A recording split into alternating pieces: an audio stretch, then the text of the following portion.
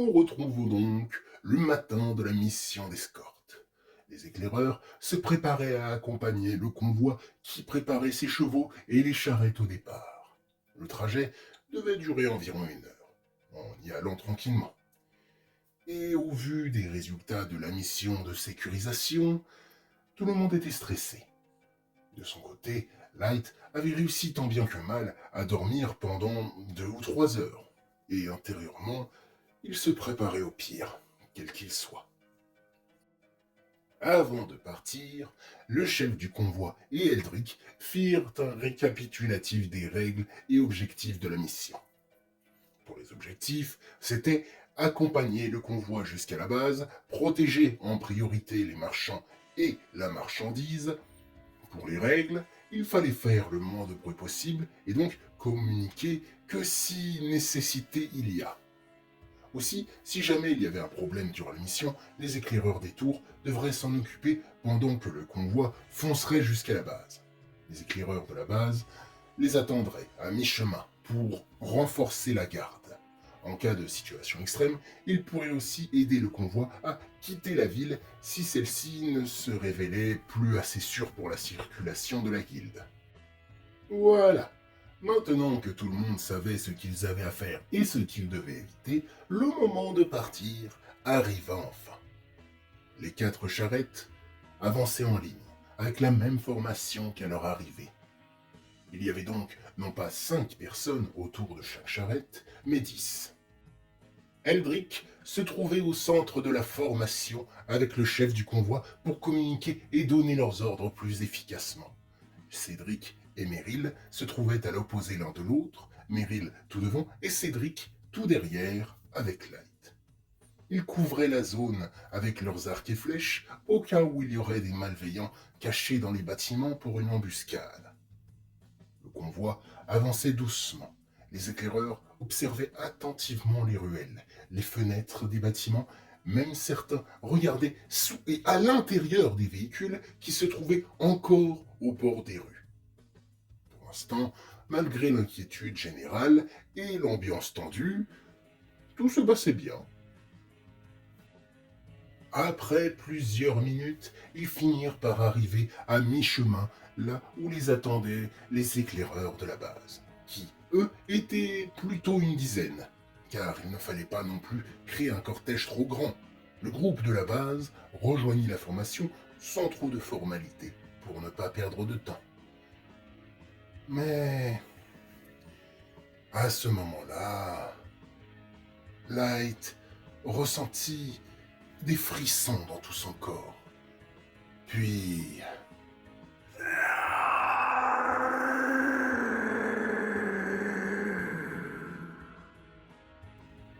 certains éclaireurs des tours eurent une réaction plus prononcée que d'autres. Certains disant d'une voix tremblante « C'est ce qu'on a entendu la dernière fois ». Quelques secondes plus tard, des rugissements, gémissements et grognements funestes commencèrent à se rapprocher rapidement du convoi. Même s'ils ne comprenaient pas ce qui venait de se passer, Cédric et le chef des marchands ordonnèrent à tout le monde de foncer. Les cochers fouettèrent les chevaux qui se lancèrent à vive allure. Le leader du groupe, de la base, attrapa en plein vol la charrette de tête et grimpa dessus pour indiquer le chemin au convoi.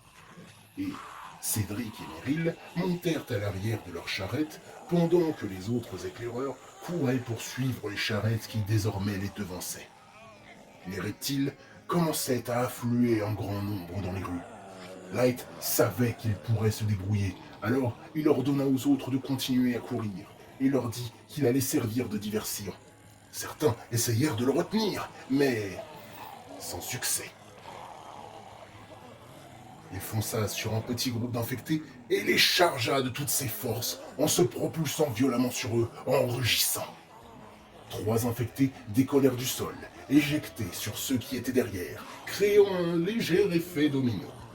Puis, Light, une fois son équilibre retrouvé, donna un coup d'estoc dans la gorge de l'une des créatures qui l'entouraient. L'attaque la décapita presque, laissant un trou béant dont la tête tenait encore sur les épaules, juste grâce aux 2 petits morceaux de chair qui entouraient la plaie. Même si l'infecté s'écroula quasiment sur le champ, sa tête se décrochant pendant la chute. Puis, Light commença à crier et s'engouffra dans une ruelle qui était sa seule voie de fuite, en espérant qu'au moins une petite partie de la horde le poursuive.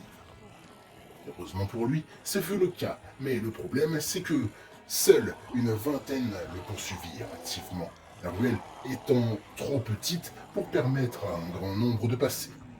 Et encore, seules les créatures qui s'étaient lancées en premier après lui continuaient de le traquer, les autres ayant décidé de se rabattre sur le convoi qu'ils avaient encore en vision.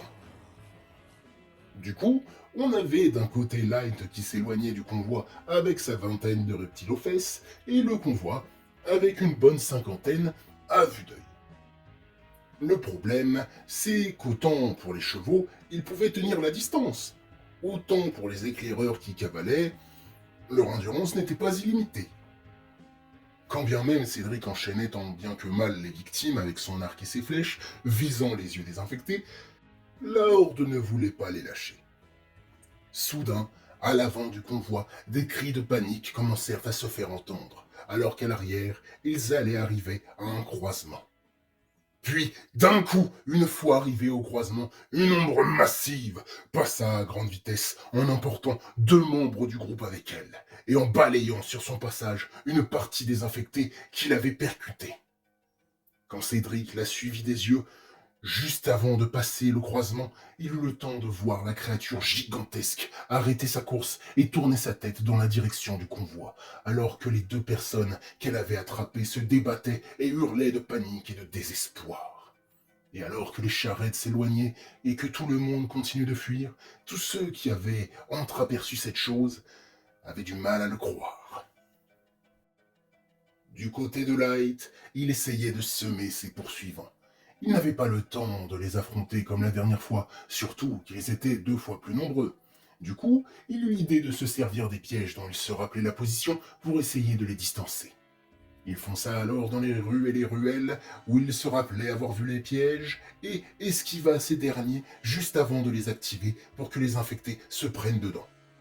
Ce fut quand il eut atteint une ruelle et sauta sur plusieurs mètres pour éviter le fil tendu et le mur de pique, puis en utilisant une benne pour bloquer le passage après que les infectés se soient pris le piège, qu'il réussit à fuir.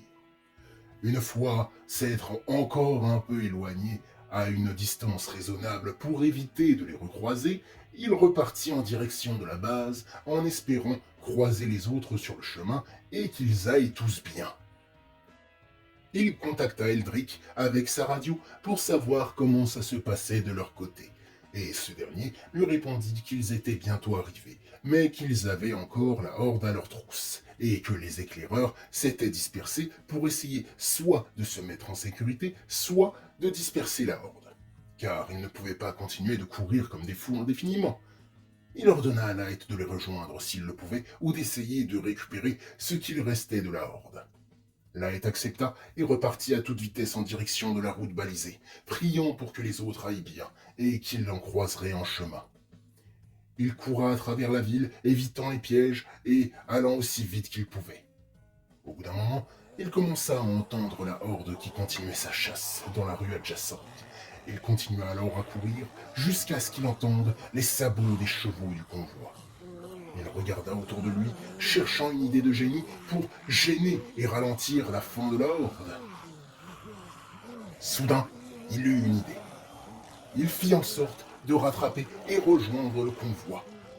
Il avança vers le milieu de celui-ci, puis il prit sa lance bénie et déclencha une charge sur un lampadaire. Et une fois la dernière charrette passée, il poussa de toutes ses forces dessus pour le faire tomber juste devant ce qui restait de la horde.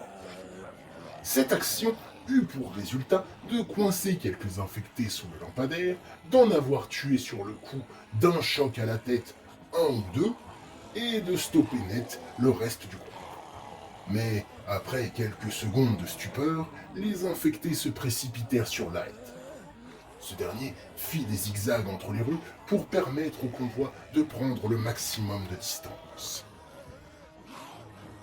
Quelques minutes plus tard, la base était enfin en vue. Mais les charrettes devaient ralentir le rythme pour passer le pont de métal qui reliait les deux parties du pont détruit. Light fit donc demi-tour en changeant de rue, toujours avec ses poursuivants pour offrir encore un peu de temps. Mais même lui commençait à fatiguer. 2 minutes plus tard, Eldrick prévint Light qu'ils avaient fini de rentrer les charrettes et lui demanda s'il pouvait les rejoindre, s'il avait besoin d'aide ou s'il se débrouillait. Light lui répondit de garder le pont baissé, qu'il arrivait et qu'il devrait le remonter à son signal. Il reprit alors la rue principale. Il lui restait à peu près 500 mètres à faire. Et sur les derniers 100 mètres, il se lança dans le sprint de sa vie. À mi-distance de la fin, il donna le signal pour remonter le pont. Puis, il concentra ses dernières forces dans un ultime saut propulsé pour sauter au-dessus du pont, 2 mètres au-dessus de lui. Puis, il se laissa glisser sur le pont et s'effondra sur le sol, à bout de souffle, une fois ce dernier totalement relevé. Désinfectés en tête de foule, tombant dans le vide, bousculés par ceux de derrière. Tout le monde essayait de se calmer et de faire le bilan de ceux qui avaient réussi à entrer.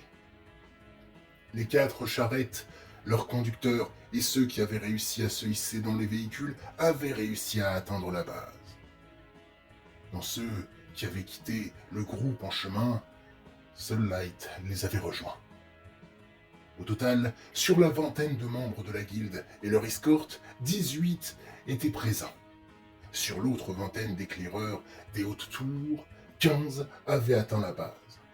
Et sur la dizaine d'éclaireurs de la base, seuls 5 étaient rentrés. Résultat des pertes potentielles, un peu plus d'une dizaine d'hommes. Mais ils ne pouvaient pas encore les contacter pour connaître leur situation, au cas où ils se cacheraient. Et malheureusement, il valait mieux pour eux qu'ils ne viennent pas tout de suite à la base, car le reste de la horde risquait de traîner autour durant les jours qui suivraient.